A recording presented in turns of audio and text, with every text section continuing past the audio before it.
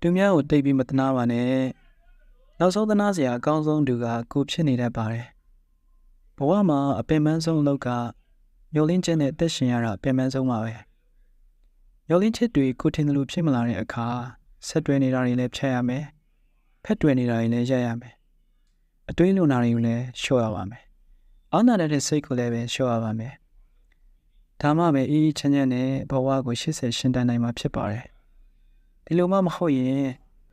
သူတို့အတွက်နဲ့ကိုယ့်အတွက်ကိုတောင်မေ့နေရတဲ့အခိုက်အတန့်အချိန်တွေရှိပါတယ်သူတို့အဆင်ပြေပါစေဆိုပြီးတော့မှကိုယ်အဆင်မပြေတာတွေကိုမေ့ပြီးတော့ကိုနှစ်သိမ့်ပြီးဖို့မေ့နေတတ်ပါတယ်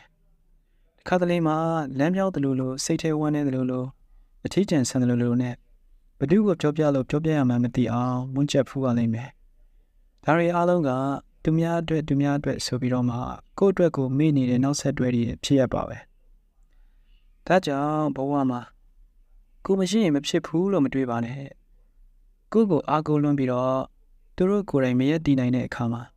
တည်တဲ့လွန်းတဲ့ကိုကပို့ပြီးတော့ဝင်ပြီးပါတယ်မိသားစုတစ်ခုမှာပဲဖြစ်လုပ်ငန်းခွင်လူဖွဲ့စည်းစားတဲ့အားလုံးမှာလိုက်တည်တဲ့လွန်းသူတာဝန်တည်တဲ့လွန်းသူကပို့ပြီးတော့ပင်ပန်းရပါတယ်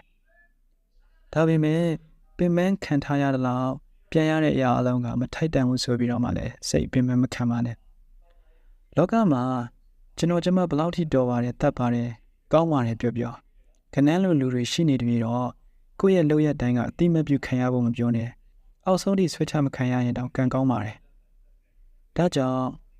ဘာဝဲလုံမျောလင်းချက်မထားပါနဲ့ကိုတန်းတဲ့လောက်လှုပ်ပြီးတဲ့အပေါ်မှာပဲခြေနှပ်ပါကိုချစ်ပါကိုမရှိတဲ့အရာအလုံးကသူ့ဟာသူလက်ပတ်နေမှာပဲဖြစ်ပါတယ်ကိုအားကိုပါအနားမှာဘသူကမှအမြဲတမ်းရှိနေမယ်လို့မတိကြတဲ့အတွက်ကြောင့်ဒုမှမရှိလည်းပဲတယောက်တည်းရှင်တန်နေအောင်အကျိုးစားပါ